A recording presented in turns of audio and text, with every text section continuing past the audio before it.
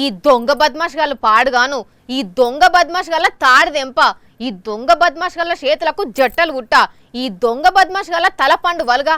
అరే రోడ్డు మీద ఆడోళ్ళు బంగారం గొలుసులు వేసుకొని పోతుంటే బండ్ల మీద వచ్చి తెంపుకపోయిందే కాకుండా పాపం ఓ అవ్వ చెవు పోగులు కూడా తెంపితే ఎంత పనైందో చూడుండ్రి. ఏ మనుషులు అయ్యా, చెవు పోగుల కోసం ఏకంగా అవ్వ చెవులే తెంపిండ్రు కదరా. మీ మీద మన్ను పోయ్యా, మీ చెవులు విండి చేతిలో పెట్టి అప్ప నొత్తిపియా. పాపం ఎంత నొప్పి పుడుతుందో అవ్వకు, బొట్లు బొట్లు రక్తం గారుతున్నది. ఉత్తరప్రదేశ్ రాష్ట్రం ముజఫర్ నగర్ ల ముచ్చటగిది. దొంగోడు ఇంటికొచ్చి అవ్వ 2 చెవులకున్న పోగులు గుంజుకపోతే ఇట్లా చెవులు తెగినాయి. దవాఖానకు పోతే ట్రీట్మెంట్ చేస్తున్నారు.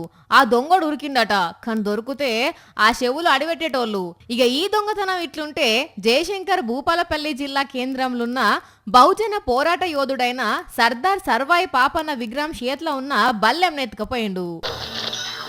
మరి వీడు ఈ బల్లెంని ఎత్తుకపోయి ఏం చేస్తాడో, అసలు దీన్ని ఎత్తుకపోవాలని ఎందుకు అనిపించిందో, దీంతోని ఏం చేస్తాడో గాని రాత్రి బల్లెం ఎత్తుకపోయిండు. ఇదంతా సీసీ కెమెరాల రికార్డ్ అవుడుతోని పోలీసులు కేసు రాసుకున్నారు.